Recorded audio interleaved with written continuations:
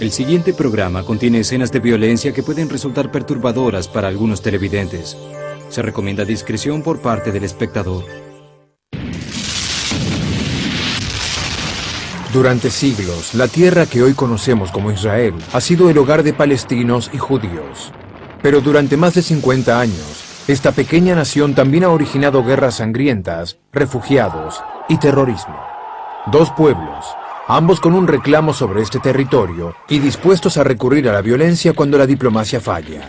¿Cuáles son las raíces de este conflicto? ¿Y puede reinar la paz en esta tierra dividida? Raíces del conflicto.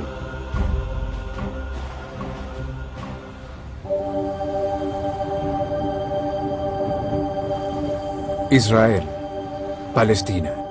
Este es el lugar donde nació el cristianismo, el judaísmo, y también es sagrado para los musulmanes. Sus lugares santos son destino de peregrinaje para millones de personas. Los judíos remontan su historia aquí, hasta la época de la Biblia, cuando Dios le prometió la tierra a Abraham. Pero los palestinos también descienden de antiguos pueblos bíblicos y de los conquistadores árabes del siglo VII. Pero para los judíos, expulsados de su tierra durante siglos por los invasores, su legado espiritual es algo a lo que no están dispuestos a renunciar. La tierra de Israel ocupa una parte muy importante en la liturgia y en el pensamiento judío, y ha sido así durante siglos. Así que hay una conexión muy íntima y real entre el judaísmo y la tierra de Israel, más allá de la presencia física de los judíos en Tierra Santa a lo largo de los siglos. Los judíos son perseguidos durante siglos en Europa. Las masacres de fines del siglo XIX llevan a muchos a creer que solo estarán a salvo en su propio estado. Esta creencia da origen a un movimiento político llamado sionismo. Los sionistas dicen que no hay manera de que podamos superar todas las adversidades, obstáculos y asperezas, si no es en el único lugar donde los recursos mentales o emocionales serán activados, y es en la tierra de Israel, y coincido, lo que era Palestina. Hace más de 100 años, el pueblo judío comienza su prolongada emigración de regreso a Palestina. Luego estalla la guerra más grande que viera el mundo, la Primera Guerra Mundial en 1914, la cual hace que los judíos estén más cerca de obtener un hogar nacional. Pero los británicos quieren aliados en Medio Oriente. Los árabes están combatiendo contra los turcos otomanos por su independencia, y los británicos los respaldan. Rusia, aliada de Gran Bretaña, está perdiendo la voluntad de continuar, y creyendo que los judíos pueden influenciar a los rusos, los británicos respaldan el reclamo judío de un hogar nacional. Los árabes y los sionistas sintieron cada vez más que les habían hecho promesas contradictorias a cada uno de ellos al prometerles Palestina. Después de la guerra, los alemanes son derrotados y Medio Oriente es dividido entre británicos y franceses. Palestina ahora es gobernada por los británicos. En 1919, la fatídica decisión de Gran Bretaña de adherir al reclamo territorial judío como política oficial afectaría a Tierra Santa desde entonces. El mandato británico fue diseñado específicamente para llevar a cabo la creación de un hogar nacional para los judíos, que significaba un Estado sin un compromiso similar de autonomía o independencia para los habitantes nativos, en otras palabras, los árabes palestinos. Alentados por la actitud británica, 35.000 judíos emigran a Palestina durante los 4 años siguientes. El malestar palestino ante el influjo desencadena tumultos contra los judíos y británicos, que culmina con la revuelta árabe de los 3 años en 1936. Los palestinos son aplastados por los británicos y su liderazgo es destruido. Los judíos siguen llegando, aunque los británicos comienzan a limitar las cantidades. El desenlace de la Segunda Guerra Mundial hace que la cuestión de hallar un territorio propio y reconocido sea una prioridad. 6 millones de judíos son exterminados en los campos de concentración nazi durante el Holocausto, y los sobrevivientes se proponen que nunca más ocurra algo semejante. Sin un sitio seguro en Europa, ya que los países los rechazan, depositan su mirada en la tierra de Palestina, la tierra de la Biblia judía, de la Torá, llamada Israel. Cuando llegaban a Palestina, en general iban allá porque no tenían otro sitio a donde ir. Pero los árabes palestinos no querían más inmigrantes judíos y para mantener la paz, los británicos limitaron el influjo desviando las barcadas. Horrorizados por la actitud de los británicos y temiendo perder su reclamo territorial, algunos sionistas se volcaron al terrorismo. Pero como muestran estas imágenes, los británicos se pusieron firmes. Al principio confiamos en los británicos, pensamos que iban a darnos un hogar nacional a los judíos, pero poco a poco los británicos comenzaron a apartarse del mandato y yo decidí que la única opción era combatir para liberar a mi país. Pero los árabes no están dispuestos a ceder su país y también comienzan a luchar. Uno de los incidentes más dramáticos es el atentado al Hotel King David, llevado a cabo por un grupo terrorista judío en 1946. Tras sucesivas masacres, los británicos deciden que es suficiente y le pasan el problema a las Naciones Unidas recientemente creadas. En 1947, las Naciones Unidas se reúnen para votar por una solución. Europa y Estados Unidos han limitado la inmigración judía y miles de ellos viven en campos de refugiados. Sin embargo, las imágenes del Holocausto están frescas en la mente de muchos estadounidenses. El presidente Truman expresa sus sentimientos. Creo que el gobierno de Estados Unidos no puede permanecer ocioso mientras a las víctimas de la locura de Hitler no se les permite reconstruir sus vidas. Los sionistas convencen a los delegados de las Naciones Unidas para que voten afirmativamente. Reino Unido. Abstención. Estados Unidos. Sí. La resolución del Comité sobre la Cuestión Palestina fue adoptada por 33 votos, 13 en contra y 10 abstenciones.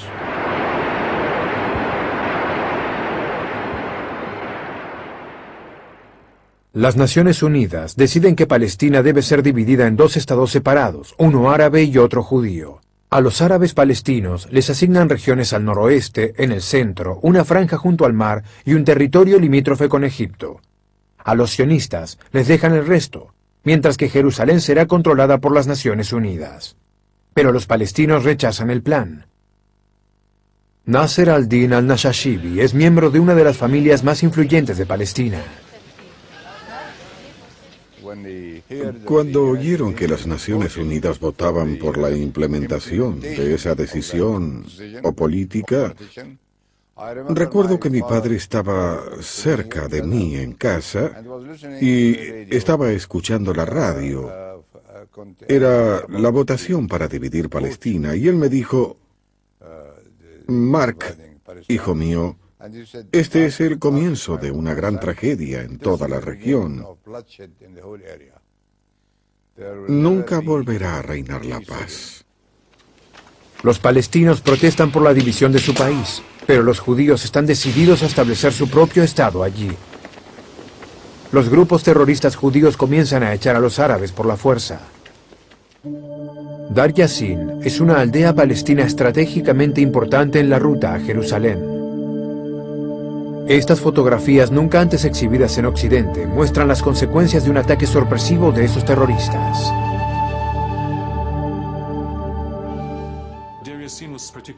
Dar Yassin fue particularmente horrible.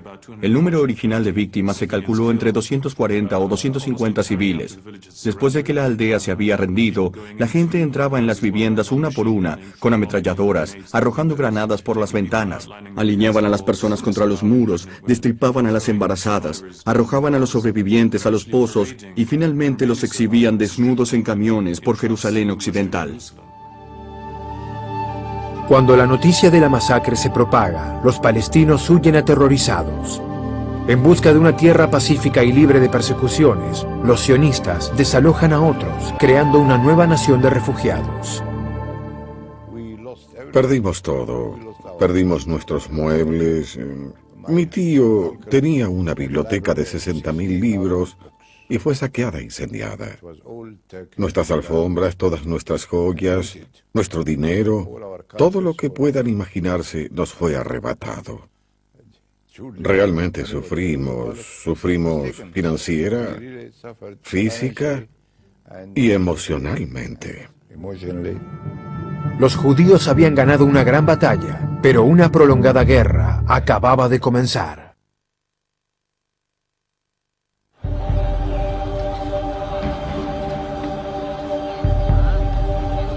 Un pueblo de refugiados. Los judíos crean una nueva nación de refugiados y aproximadamente 700.000 habitantes, casi la mitad de la totalidad de la población árabe de Palestina, comienza a huir. Lo llaman la Nakba, la catástrofe.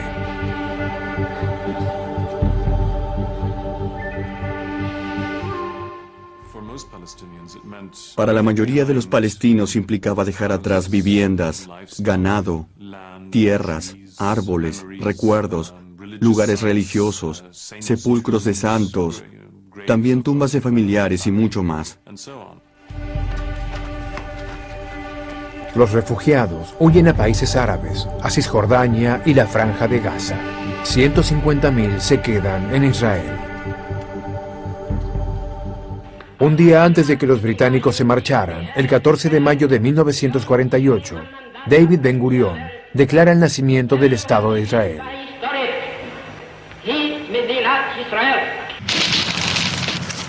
Pero mientras Israel celebra, es arrastrada a la guerra y debe defenderse contra 5 naciones árabes: Egipto, Siria, Irak, Jordania y Líbano, quienes inician el ataque. Estas naciones se oponen a la creación de Israel y quieren asegurar el territorio para los árabes.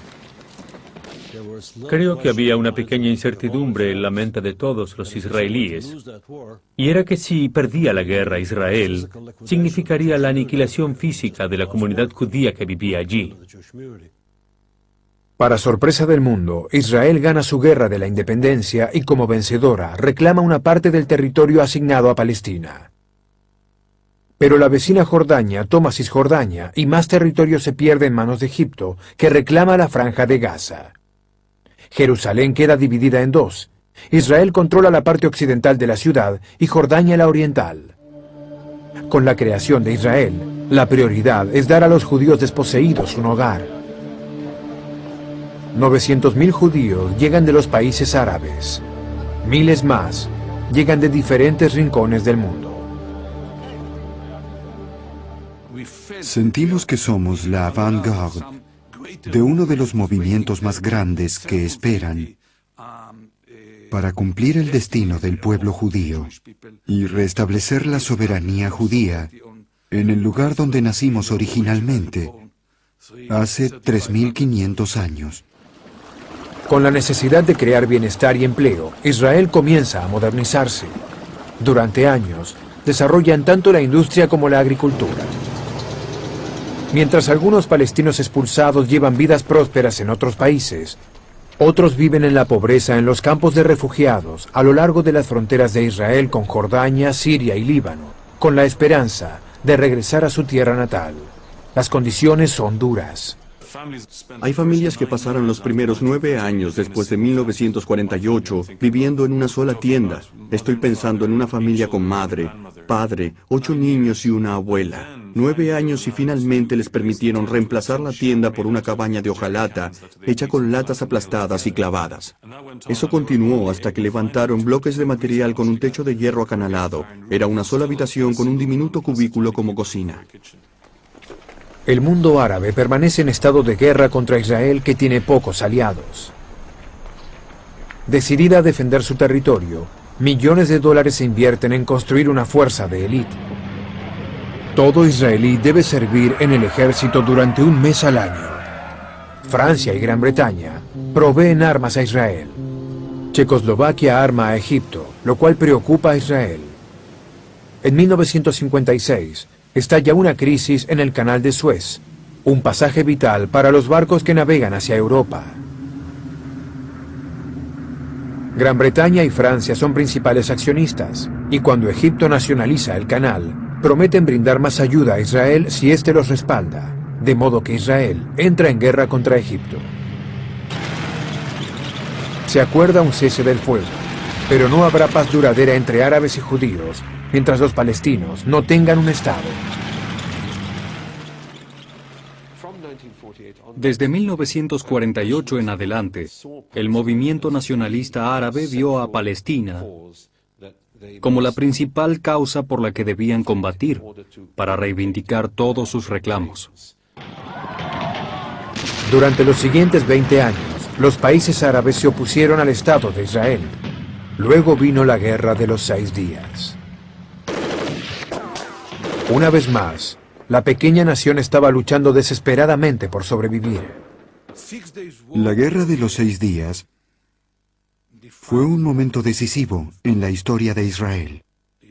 Desde la Guerra de la Independencia, en 19 años no hubo grandes desafíos para la existencia de Israel, pero aquí venía uno más. Israel recurre a Estados Unidos en busca de apoyo. Cuando llegó el momento de la verdad, el compromiso estadounidense se evaporó y comprendimos una vez más que debíamos confiar solo en nosotros mismos. No fue fácil. Hubo mucha vacilación y ansiedad en el liderazgo político. Gran Bretaña y Francia también se niegan a colaborar, y una vez más Israel debe luchar solo. Pero en 12 horas destruyen completamente a las fuerzas aéreas de Egipto, Jordania y Siria. Y en 6 días, arrasan a sus ejércitos. En una semana, desde una posición en la que parecían estar condenados a la extinción, tanto como Estado, cuanto a la destrucción como seres humanos, los judíos tuvieron éxito en transformar la situación y pasar a ser vencedores de todos sus vecinos y a ocupar una gran cantidad del territorio que hasta ese momento era de los países limítrofes. Israel ahora tiene una buena defensa y crea zonas de barrera entre ella y sus enemigos. Toma Cisjordania de Jordania, la Franja de Gaza, el Sinaí de Egipto y los altos de Golán de Siria, y cuadruplica su tamaño. Con el cambio de fronteras, 1 millón más de palestinos quedan bajo el dominio militar israelí. Tratando de imponer la paz, la ONU promulga una resolución que se convertiría en la base de todas las negociaciones futuras.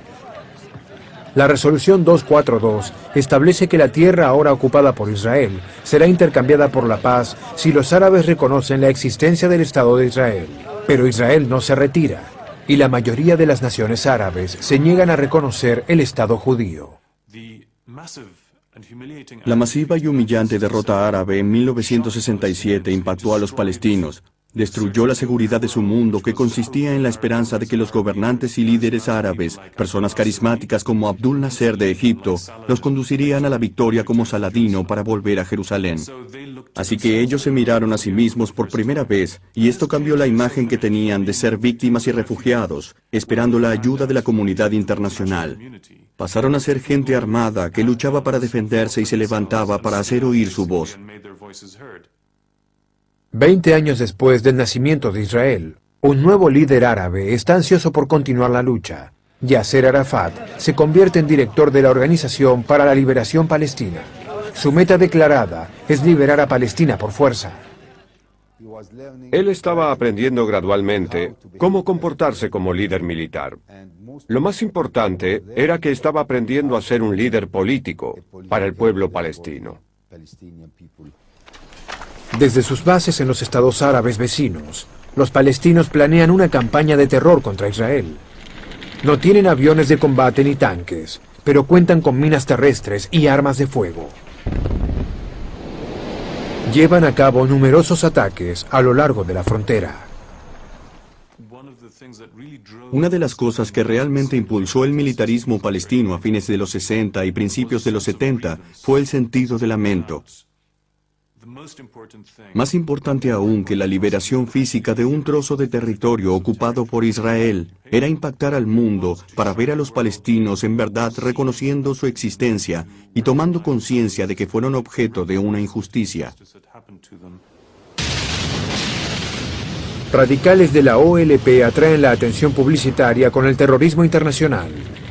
En 1970 secuestran 3 aviones, los desvían a Jordania y los hacen estallar. Y eso era solo el comienzo. El siguiente programa contiene escenas de violencia que pueden resultar perturbadoras para algunos televidentes. Se recomienda discreción por parte del espectador. 1972 es el año en el que el mundo despierta ante los conflictos del Medio Oriente. 2 años después del secuestro de los aviones, el terror llega a los Juegos Olímpicos de Múnich. Mientras el mundo observa, unos terroristas palestinos asesinan a 11 atletas israelíes. Pero este acto llevado a cabo por un grupo astillero de la OLP mina el liderazgo de Arafat. Para recuperar el control, él se da cuenta de que la diplomacia puede ser la respuesta. En 1973, Israel está nuevamente en guerra. Egipto quiere que le restituyan el Sinaí y la diplomacia ha fallado. Anwar Sadat de Egipto lanza un sorpresivo ataque contra Israel durante el día más sagrado del calendario judío, el Yom Kippur. Más de 1 millón de hombres combaten. El desierto del Sinaí es el escenario de una de las batallas de tanques más grandes de la historia. Más de 2.000 soldados israelíes mueren en el conflicto y la confianza de la nación es socavada. Israel vence, pero el precio es alto. Arafat está convencido de que la guerra sola no lo hará conquistar sus metas y recurre a la diplomacia. Las naciones árabes acababan de reconocer a la OLP como la única voz representativa del pueblo palestino. Ahora Arafat quiere legitimidad de países más significativos y recurre a la ONU en una gran maniobra diplomática. Estoy sujetando la rama de olivo en una mano y también el arma para proteger a esa rama de olivo. Intentando una vez más el camino de la diplomacia e ignorando al bando árabe para lidiar directamente con Israel, Sadat vuela a Jerusalén para iniciar las negociaciones. La paz no consiste en firmar escritos, sino en reescribir la historia. El presidente Jimmy Carter coloca al Medio Oriente en un lugar prioritario de su agenda internacional e invita a Israel y Egipto a un diálogo en Camp David. Un año más tarde, el presidente Sadat de Egipto y el primer ministro Begin de Israel firman el tratado en el que Israel acepta retirarse del Sinaí. Es el primer acuerdo de paz entre los estados israelí y árabe. Démonos un apretón de manos. Felicitaciones. Es estupendo. Estoy orgulloso de ustedes. Israel acepta devolverle el Sinaí a Egipto y levantar los asentamientos que había comenzado a construir allí. 2 años después de asegurar la paz con Israel, Sadat es asesinado por musulmanes extremistas.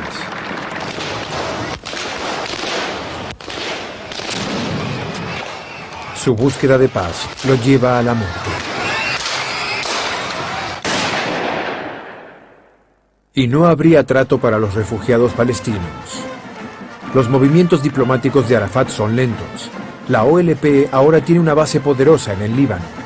Desde allí, montan numerosos ataques contra Israel, bombardeando ciudades a lo largo de la frontera y asesinando a muchos civiles. Dispuestos a lidiar con la OLP de una vez por todas, Israel invade el Líbano y hasta penetra en su capital, Beirut.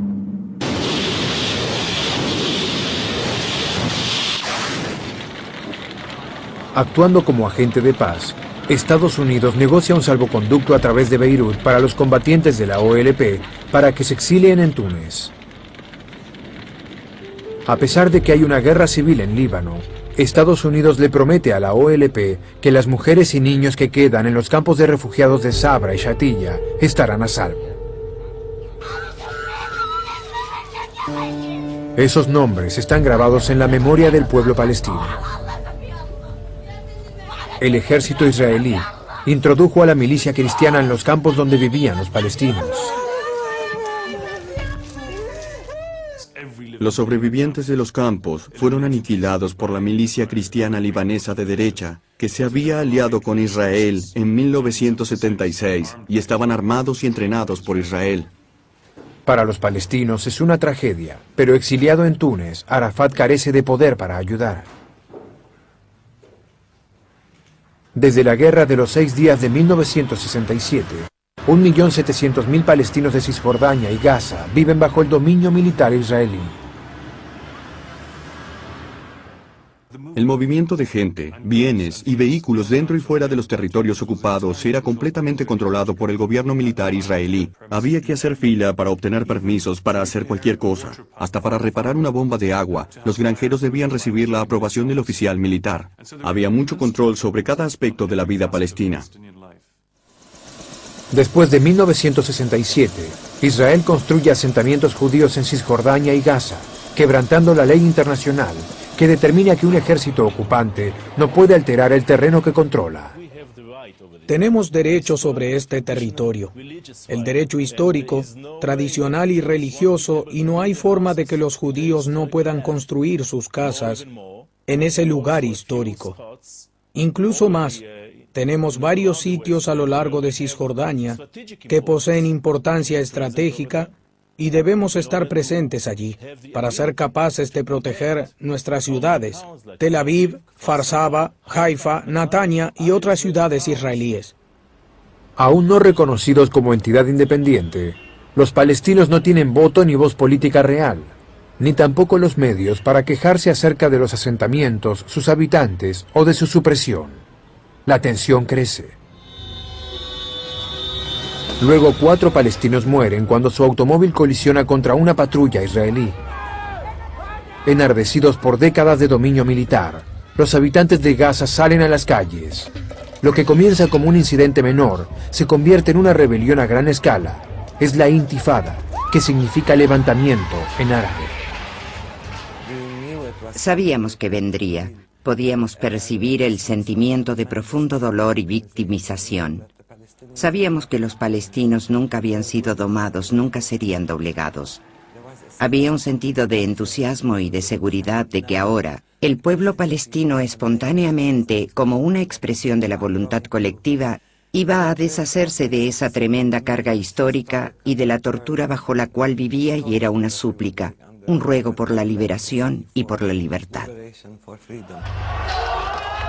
Y Arafat da su bendición a la revuelta.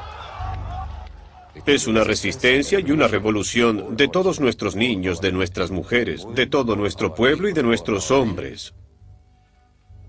Esta es la acumulación de la revolución. Israel responde a la agresión y a la rebelión con toda la fuerza de un ejército moderno, apuntando contra civiles armados. Las filmaciones de soldados, respondiendo literalmente a esas órdenes, acapara los boletines informativos. Pero Israel se mantiene firme. Estamos enfrentando una nueva forma de guerra en nuestra contra. Significa el intento de destruir nuestra existencia a través de demostraciones violentas. Una vez más, Medio Oriente se convierte en el centro de la atención mundial. La Intifada le da a Yasser Arafat una nueva herramienta de negociación y él intenta usarla. Pero pocos anticipan su golpe diplomático. En 1988, desde Argelia, Yasser Arafat hace un sorprendente anuncio. Él declara el Estado de Palestina y en un movimiento histórico acepta la resolución 242 de la ONU por la paz. Si Israel se retira, los países árabes reconocerán el Estado judío.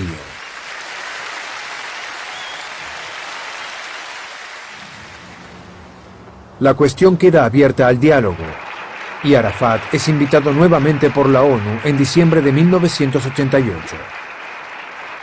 Pero Estados Unidos insiste en que rechace al terrorismo.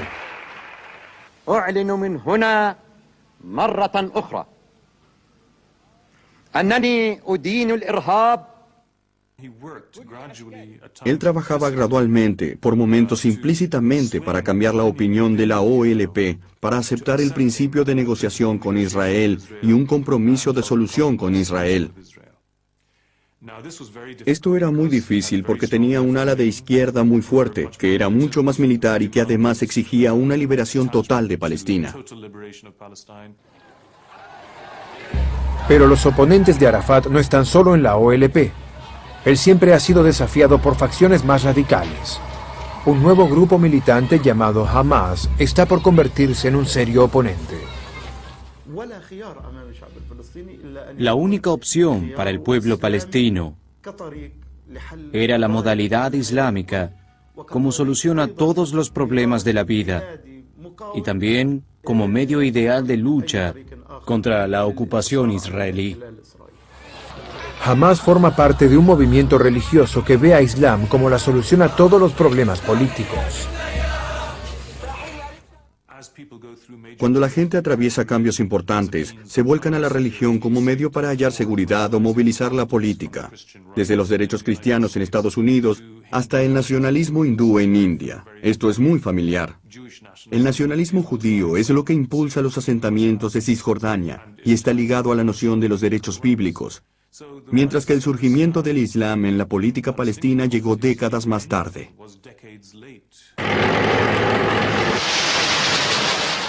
La situación de Medio Oriente cambia drásticamente cuando Saddam Hussein de Irak invade Kuwait en 1990. Los países árabes antes hostiles a Occidente se unen a las fuerzas de coalición occidentales para vencer a Irak. Pensé que había una oportunidad, dado que habíamos vencido al rechazo árabe en el Golfo y nos habíamos hecho cargo de la gran amenaza que representaba Irak para Israel en esa época. Teníamos credibilidad con ambas partes y podíamos usar esa credibilidad para tratar de lograr algo en la disputa árabe-israelí. La desastrosa decisión de Arafat de apoyar a Irak lo deja despojado de sus aliados. Se encuentra aislado y la OLP queda ignorada, mientras Estados Unidos lanza una iniciativa de paz. Ahora podemos ver el surgimiento de un mundo nuevo. Un mundo en el que hay una perspectiva real de un nuevo orden. En 1991, Estados Unidos convoca a las naciones árabes y a Israel para negociar un tratado de paz en Madrid. Pero a James Baker le lleva un año sentar a las partes a la mesa. Si pedíamos algo y un partido o el otro no estaba dispuesto a hacerlo, yo podía decirle a la persona del otro lado de la mesa, ¿realmente quiere que deje este gato muerto en su puerta? Y esa era la frase que yo solía utilizar. Decía, no dejen que el gato muera en su puerta. Israel se niega a negociar con la OLP, así que los delegados de Gaza y Cisjordania representan a los palestinos. Creo que se lograron muchas cosas en Madrid. Se llegó a un proceso entre israelíes y palestinos que durante un lapso fue productivo. La única manera de resolver el problema era a través de un diálogo político. No habría una solución militar. Sin la intervención directa de la OLP, las negociaciones son lentas y los diálogos se desplazan a Washington. Pero ignorado por Estados Unidos y lejos del escrutinio del mundo, hay conversaciones secretas en Oslo entre los israelíes y la OLP. Con la elección de Yitzhak Rabin en Israel, la paz se convierte en una prioridad y él alienta los encuentros. En Noruega, los negociadores israelíes y de la OLP se reúnen.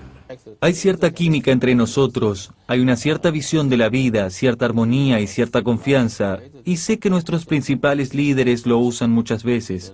En tiempo de dificultad, Rabin, de quien no era personalmente allegado, solía decir, ve a hablar con tu amigo y resuélvelo.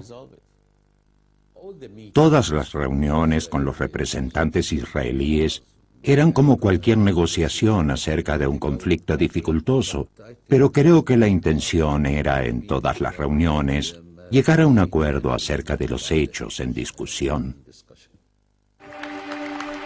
En Washington se firma una declaración de principios. Esto prepara el terreno para el comienzo de una Palestina autogobernada y la retirada de Israel de los territorios ocupados.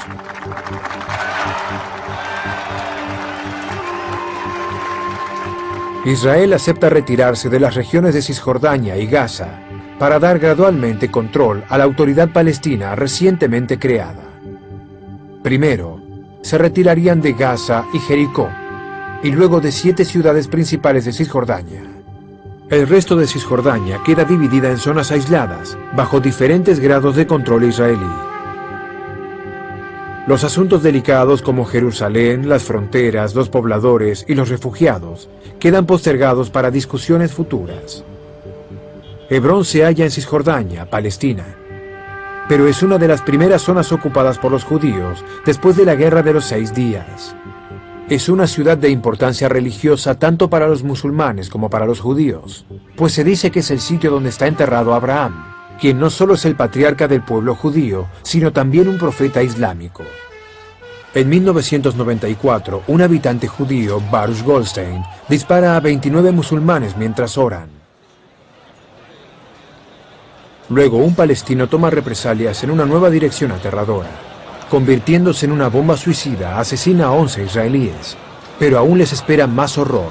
Los extremistas están decididos a destruir la paz.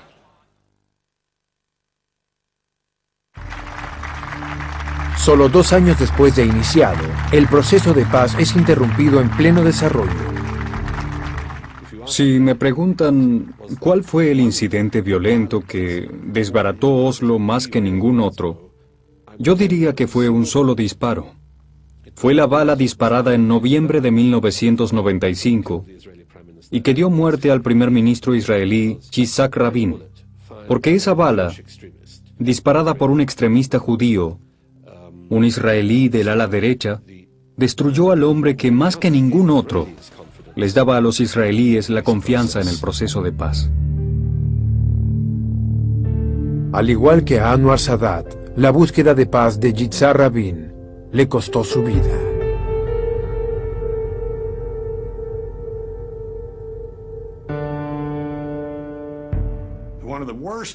Una de las peores cosas que sucedió en el proceso de paz de Medio Oriente es el asesinato de mi buen amigo Yitzhak Rabin. Es decir, vean el progreso que se había logrado bajo su mandato.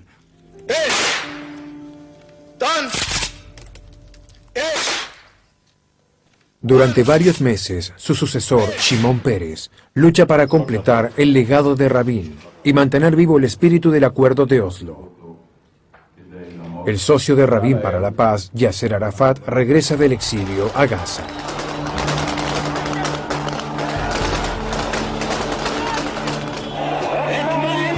Es electo presidente de la nueva autoridad palestina en 1996 y, siguiendo los acuerdos de Oslo, comienza a desarrollar una infraestructura de Estado.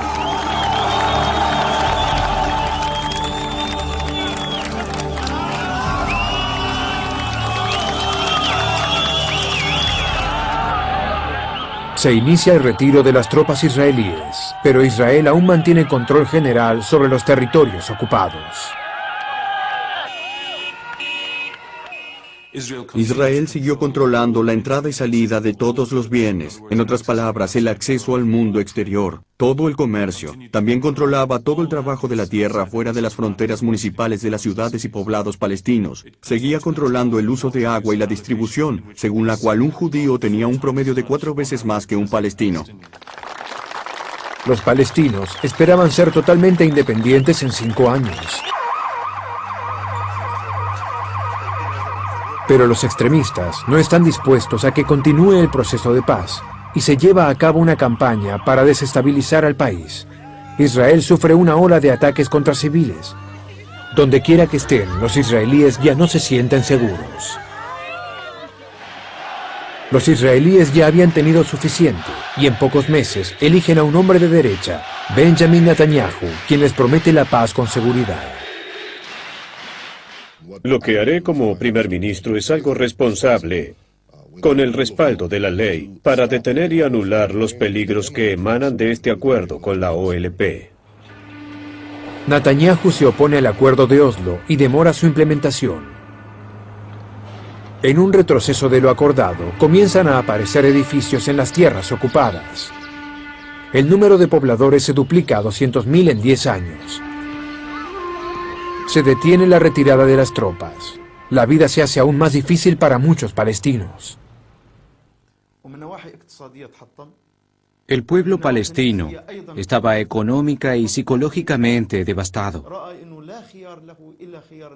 De modo que la única opción que les quedaba era la intifada, en la que participó todo el pueblo, incluso el movimiento Fatah, considerado la columna vertebral de la autoridad palestina. Desalentado porque el proceso de paz se había demorado con Netanyahu, los israelíes votan a Ehud Barak en 1999.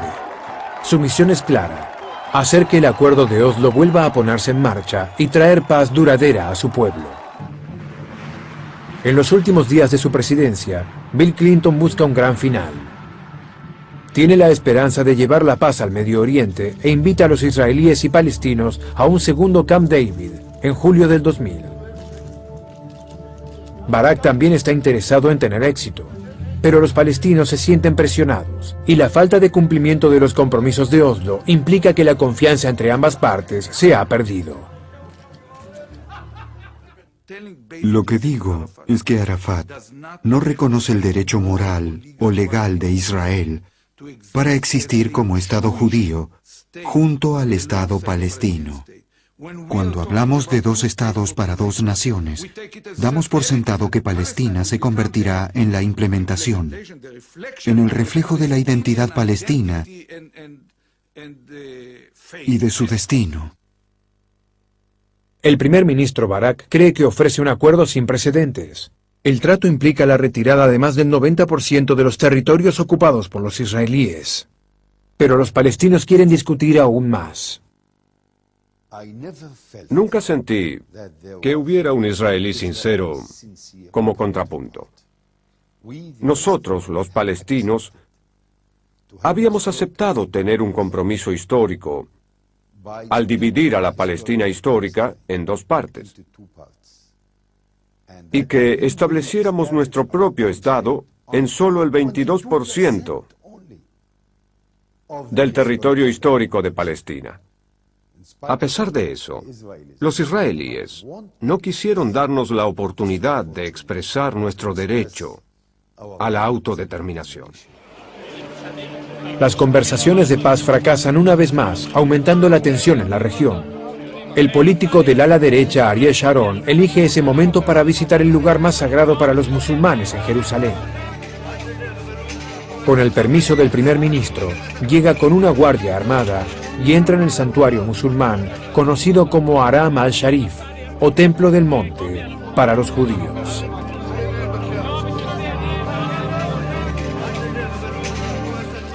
Él fue allí como un deliberado acto de provocación. Es decir, él estaba encendiendo la mecha de un polvorín. Eso era exactamente lo que quería, encenderlo. Enviaba múltiples mensajes al pueblo palestino, al mundo árabe y al mundo musulmán, además de los mensajes políticos domésticos. Pero él obtuvo exactamente lo que quería. Desestabilizó toda la situación. Estalla la violencia, desencadenando una segunda intifada. Un niño llamado Mohamed al-Durra y su padre quedan en medio de un cruce de fuego entre soldados israelíes y militantes palestinos en Gaza. Mientras el padre lucha para proteger a su hijo, Mohamed es asesinado.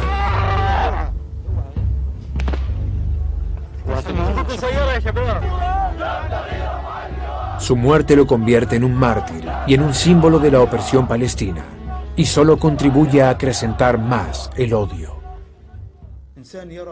Un ser humano que ve a su hermano, a su padre o a su propia madre ser asesinados frente a sus propios ojos, ¿qué puede hacer? Se convierte en mártir, se inmola. Entonces, ¿quién es responsable por estos hechos? La ocupación. Si todos estos crímenes contra el pueblo palestino cesaran, entonces todo terminaría. Un mes más tarde, los palestinos linchan a 2 miembros del ejército israelí reservista. Y para Israel, estas muertes simbolizan la barbarie y la violencia de la turba palestina. La tensión aumenta. Las bombas suicidas palestinas contra Israel se intensifican y el primer ministro Barak pierde esperanzas.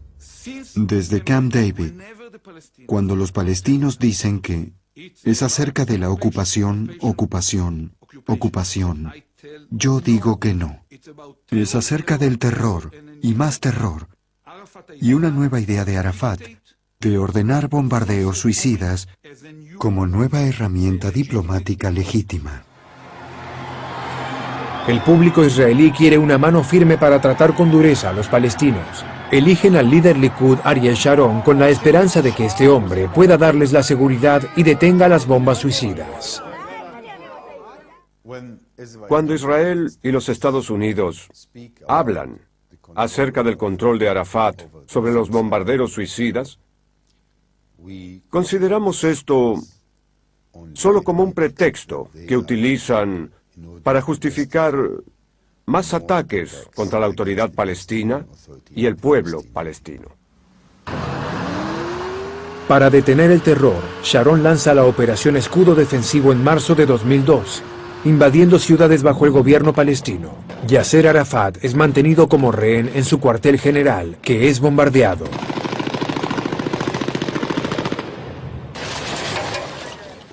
Y violando los derechos humanos y las leyes internacionales, Israel arrasa los hogares palestinos. Disparan a residentes en los campos de refugiados de Jenin, asegurando que amparan terroristas. Los acuerdos de Oslo son destruidos. La gente que busca la cura del cáncer no se desalienta por la dificultad de la tarea. Ellos comprenden que eso es algo que requiere una solución. Y yo encararé este desafío de la misma manera. Es algo que requiere una solución. Tal vez no pueda producirse todo al mismo tiempo, pero uno no renuncia, no se da por vencido. Las consecuencias de hacerlo se miden en sangre. Ahora el proceso de paz está en manos de Ariel Sharon y Yasser Arafat, adversarios desde hace largo tiempo que simbolizan la lucha por la tierra que subyace en las raíces del conflicto.